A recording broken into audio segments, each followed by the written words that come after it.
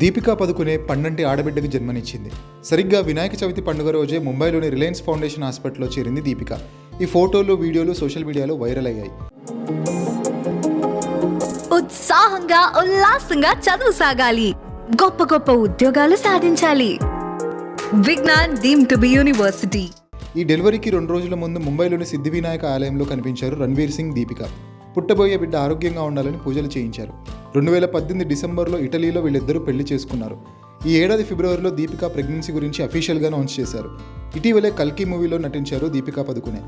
Singam again అనే చిత్రంలో Deepika lady సింగంగా కనిపించనున్నారు. ఈ మూవీలో రణ్వీర్ సింగ్ అతిథి పాత్రలు నటించారు. త్వరలోనే ఈ చిత్రం విడుదల కానుంది.